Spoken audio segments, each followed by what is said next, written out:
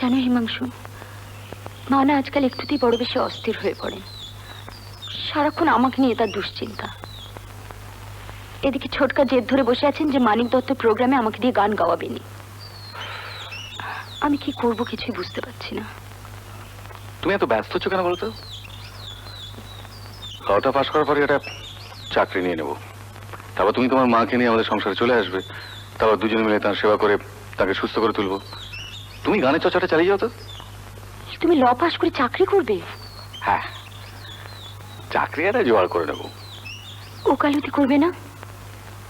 না, পাস করার পর এস্টাবলিশ হতে মিনিমাম 5 বছর সময় লাগবে।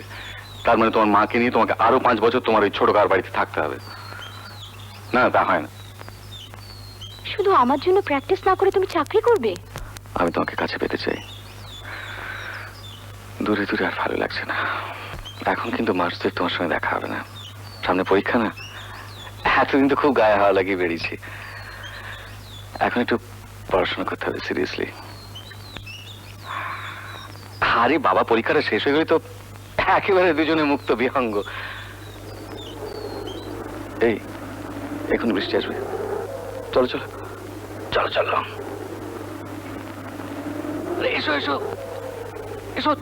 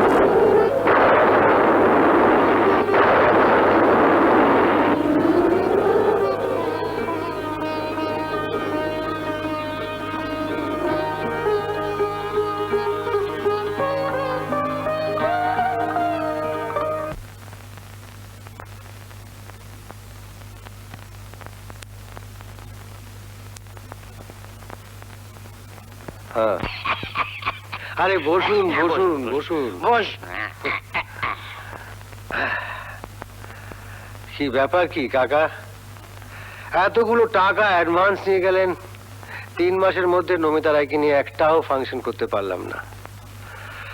দেখুন, ব্যাপারটা কিন্তু মোটেই ভালো লাগছে না। এই তো একটু আগে টেলিফোনে একটা ফাংশন নিয়ে কথা হচ্ছিল। কি বলবো মানিক বাবু, সব ঠিকঠাক ছিল, শুধু মাঝখান দিয়ে হিমাংশুটা বাগা দিচ্ছে।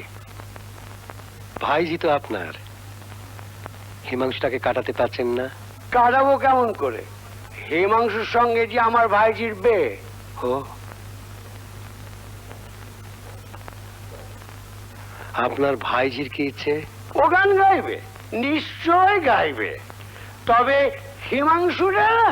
হিমাংশু থাকে কোথায়? কৃষ্ণনগর। কৃষ্ণনগর? কৃষ্ণনগর কোথায়? ঠিকানাটা আমি জানি না, তবে শুনেছি ওর বাবা কৃষ্ণনগর করে উকিল। হিমাংশুর ভার আমার উপর ছেড়ে দিন, যা করার আমিই করব। আপনি শুধু আপনার ভাইজিটিকে একটু ট্যাকল করুন। এই মেয়েটির নাম নমিতা রায়। হিমাংশু আমার বন্ধু, মানে খুবই বন্ধু। অনেক বারণ করেছি, শুনছে না। এই মেয়েকেই সে বিয়ে করবে। আমি বিশ্বাস করি না। আগে বিশ্বাস তো আমারও হতো না, কিন্তু নিজের চোখে দেখা। তুমি এখন আসতে পারো। আগে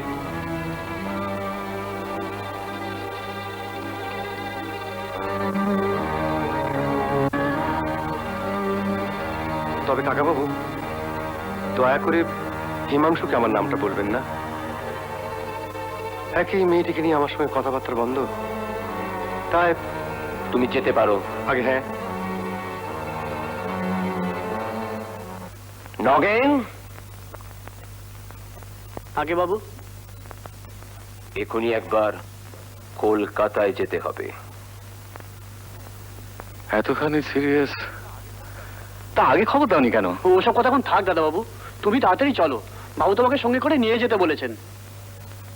বাবা এতটা অসুস্থ, অথচ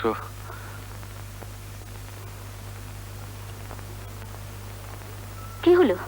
খাচ্ছ না কেন? শরীর খারাপ? না, শরীর খারাপ হতে যাবে কেন? আমি তো খাচ্ছি। কদিন ধরে কিন্তু আমি লক্ষ্য করছি তুমি ঠিক মতো খাচ্ছ না, অন্য মনস্ক হয়ে থাকছো। কি হয়েছে? কি হিমাংশুর সঙ্গে ঝগড়া হয়েছে বুঝি? ঝগড়া হতে যাবে কেন? আমি তো খাচ্ছি।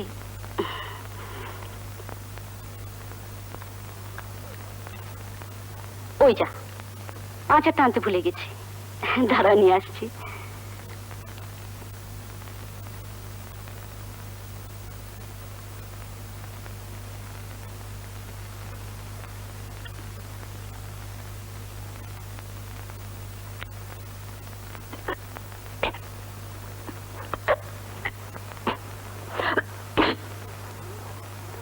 শেষ পাতে এমন আচার খেতে যা ভালো লাগে না। এ কি, কোথায় গেল নমিতা? নমিতা! 100 বছর ধরে ইনি আমাদের গৃহদেবী। মায়ের পা না ছুঁয়ে আজ পর্যন্ত আমি কোনো কাজে হাত দিইনি। আজ সেই মায়ের পা ছুঁয়ে আমি শপথ করছি, তুমি যদি আমার মনোনীতা পাত্রীকে বিবাহ না করে ওই দুশ্চরিত্রা মেয়েটির সঙ্গে ঘর বাঁধতে চাও,